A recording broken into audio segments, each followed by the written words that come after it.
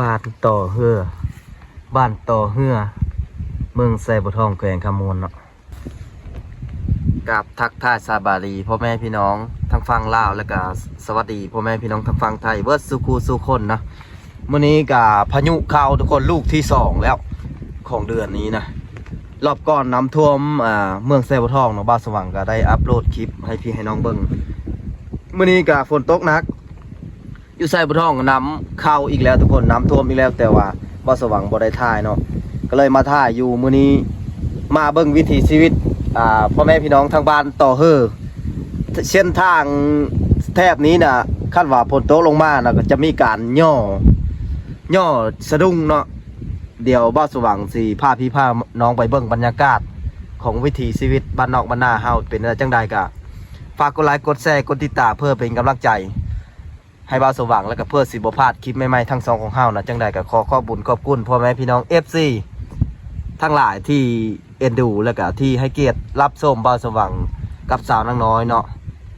แต่ต้นตลอดมาแล้วก็จังได้เฮาก็ไปเบิ่งกันเลยทุกคนบ้านต่อเฮือนี่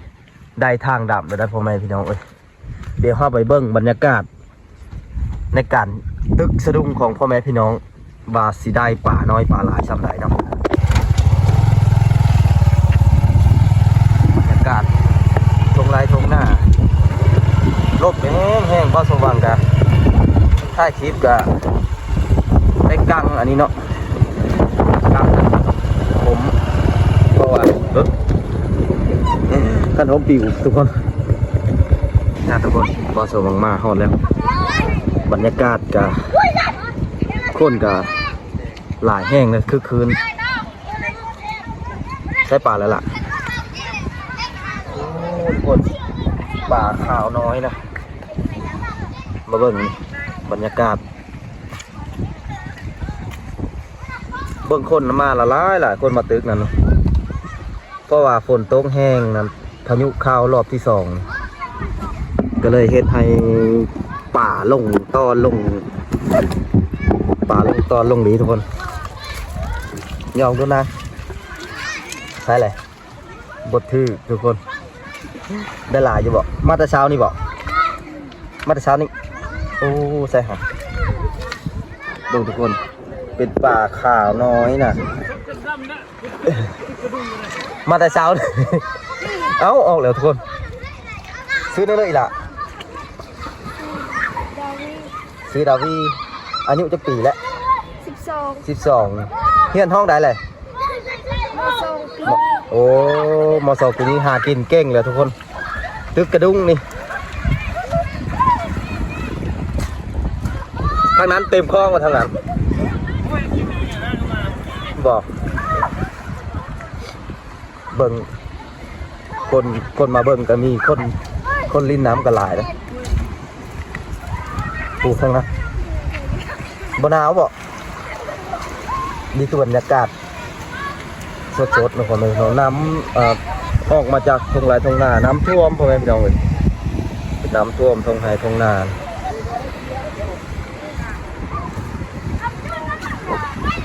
มาเบิ่งคนก็หลายเลยผู้สาวก็ได้บ่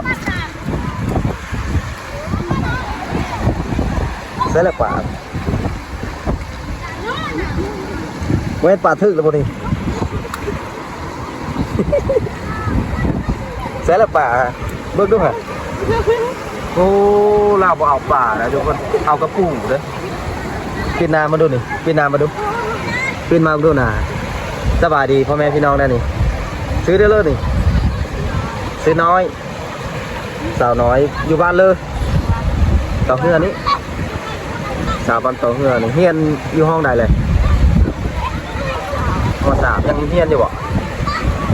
ออกแล้วทุกคนเบิ่งบรรยากาศคนก็หลายน้ำกำลังมาเป็นบ่เบิ่ง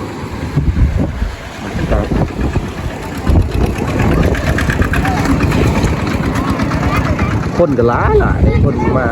เลือกกระดุงแล้วมันป๊บเลยบรรยากาศสดๆเลย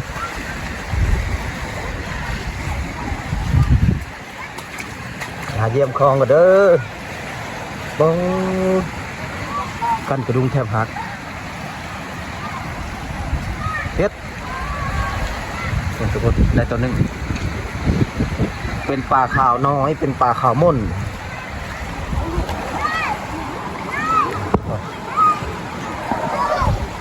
มาแต่เช้านี่บอกฮะ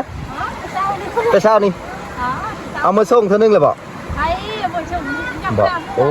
ปลามันยังบ่ทันทึกมาได้เนาะ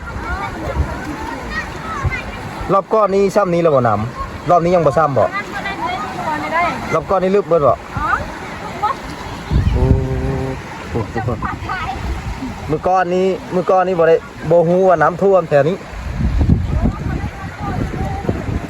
รอบก้อนนี้ได้เอาทางนี้ย่อเอาเฮ็ดแน่เดๆมาเลยนี่ได้3ตัวนี่ทางนี้คือสีป๊บๆเนี่ยวะ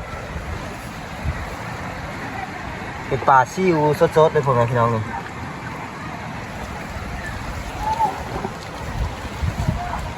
ทางนี้ในผู้สาวนี่วินนามาแน่เดี๋ยวทุกคนมาเบิ่งผู้สาวตึ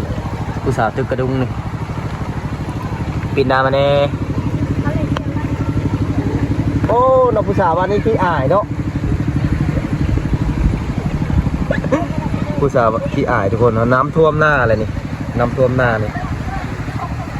บรรยากาศตึกกระดุงบ้านเฮาเอาลูกปลาคอใหญ่บ่มีปลาคอใหญ่เนาะมีแต่ปลาขาว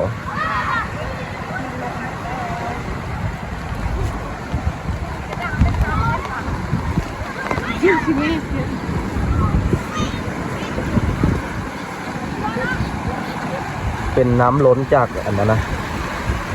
ท่อระบายน้ำนะน้ำยังบ่ทันขึ้นหลายบ่ได้พ่อแม่พี่น้องน้ำยังบ่ทันขึ้นแห้งอีกประมาณตอนค่ำๆเพราะว่าน้ำกำลังเริ่มมาทางนี้สิกลับเลยกลับแล้วเนาะได้ปลาลายเลยกลับเลยได้ปลาแล้วตรงนี้โอ้น้ำนี่เป็นตะลิ่นแห้งในน้ำท่วมให้ท่วมนาน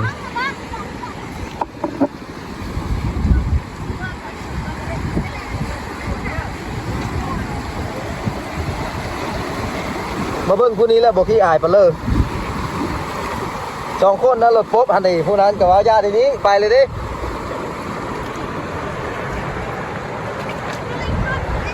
มีแฟนแล้วบอกยังโสดอยากได้ยังบ่บ่าวไทยอยากได้บ่าวท่าเลยแจกเฟซได้ไหมเนี่ยได้ซื้อเฟซนะปลาน้อยปลาน้อยบอกฟ้าน้อยตัวจอยแม่นบอกเป็นภาษาไทยหรือภาษาลาวภาษาไทยบางคนสาวเมืองไส้บัวทองสาวบ้านต่อเฮือคนงามหากินกับม้าหมาทุกคนนะเพิ่นมักกินปูเพิ่นบ่เอาป่านะเพิ่นเอาปูเคยมีคนมาถ่ายอยู่บ่มือน้ำท่วมมือตอนมีบ่เอากระดุงใหญ่ๆโลดมันจังได้ปลาหลายบ่หาผู้บ่าวมาย่อซอยเลยทุกคนบรรยากาศสดๆเต็มมันนี่นะเบิ่งทุกคนน้ำท่วมหายท่วมหน้าบรรยากาศเบิ่งเกือบสิจุบสายไฟนี่เกือบสิจุบสายไฟเลยน้ำนี่ขึ้นแห้งน้ำท่วมท้องไร่ท้องหน้าของพ่อแม่พี่น้องแถวนี้ไหลมานี่มีแต่น้ำดาวเบิดนี่รอบนี้ก็ถือว่านักได้เนาะนี่กันบรรยากาศอันนี้ก็เป็นอยู่ขัวเนาะนี่เข้าไฮหน้าเลยนี่ท่วมเลยไฮหน้านี่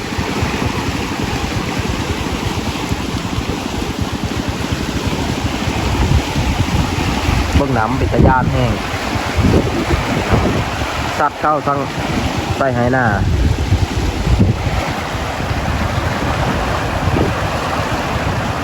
น้ำแห้งน่าเลิศ จุดนี้ก็เป็นอีกหนึ่งจุดพ่อแม่พี่น้องนี่ไฮนาได้นี่พ่อแม่พี่น้องเป็นไฮนาได้นี่ท่วมได้2 อาทิตย์แล้วนี่บ่ฮู้ว่าสิได้กินข้าวหรือบ่นี่โอ้เนาะน่าสงสารนี่กำนี้ท่วม2 ไฮ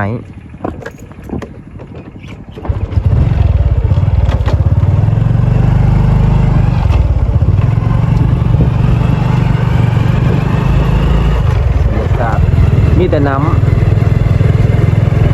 อีกตอนแรกเนาะวันคืนนี้น่าจะความทางดับดูสภาพน้ำน่าจะความทางดับด้านนี้ก็ลัดทางเลยทางเส้นนี้ก็ถือว่าลัดเลยทุกคนนี่น้ำกำลังมาขึ้นมาเต็กๆอีกมื้อแรกเนาะน่าจะลึกน่าจะนี่ทางแดงตัดขาดทางเข้าบ้านเขาเพื่อน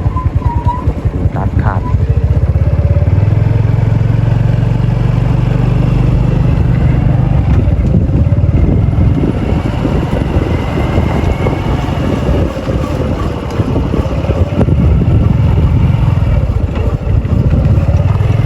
พายุลูกนี้นี่ประมาณอยู่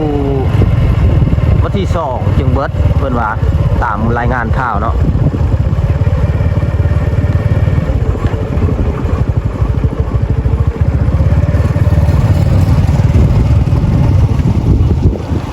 กระดึงว่ะ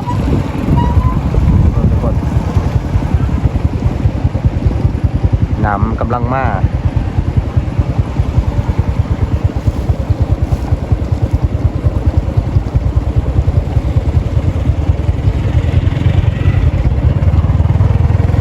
คือบ่เอาปลาตองฮะปลาตองถือกระดุง2 ตัวคือบ่เอา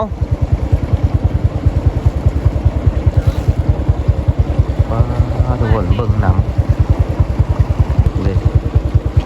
เบิ่งบรรยากาศ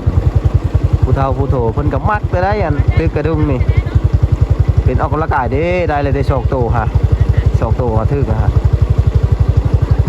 เบิ่งน้ำกำลังขึ้นนี่ทุกคนบรรยากาศ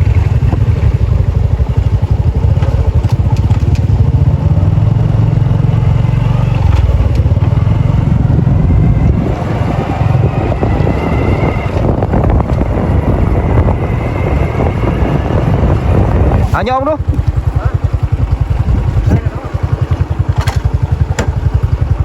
ทุกคนทางนี้เอาแบบง่ายๆเลยทางนี้น่ะมันเหนียวหมดเลยเอาแบบง่ายๆเลยนี่โอ้บึงป่านะโอ้ทุกคนเอาแบบง่ายๆเลยมันรอดได้เอาก็เลยเอาคันผมอันนั้นเอาโต้งเอาเก็บมาเนี่ยเบิ่งอยู่ในกุฮะ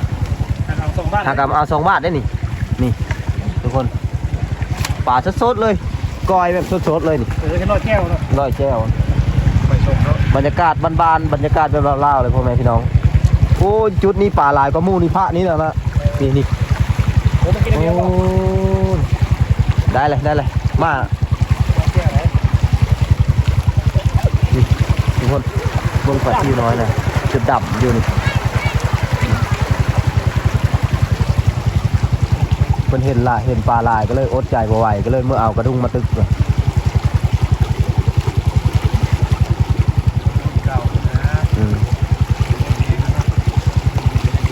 กำมีหลายเฮ็ด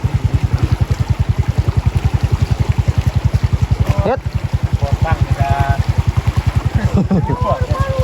ะได้ว่าจะดูไว้อยู่ในบ่มันอยู่ในบ่โอ้เบิ่งอยู่ในนี่นะอยู่ในโถมันน้ำแห้งโอ้เบิ่งทุกคนจนดำนี่ปลานะนี่ปลาซิวนี่โอ้บ้านละกำบ้านละครึ่งเงินถ้วยน้อยลายแห้ง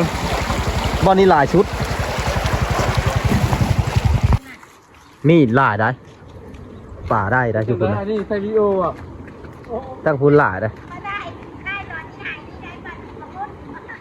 ใช้มาปรากฏนะ ใช่ฮะยอกดูฮะโอ้ยเนาะปรากฏเบิ่งทุกคนน้ำท่วมหน้า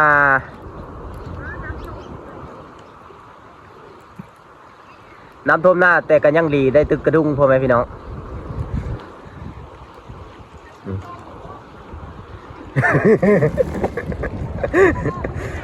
น้ำท่วมหน้าครับน้ำท่วมหน้าครับเอาตึกกระดุงเอาอันไหนเอาบางคนก็ว่าเอาตึกกระดุงทุกคนบางคนก็ว่าเอาน้ำบ่ท่วมหน้าก็เดียวว่าเอาน้ำท่วมหน้าได้ตึกกระดุงเบิ่งทุกคน2 3รอบที่4เลยเนาะของปีนี้น้ำท่วมหน้านี่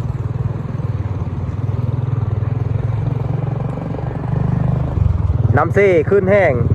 น้ำเซ่น้ำห้วยระบายบ่ทันก็เลยเฮ็ดให้น้ำยืง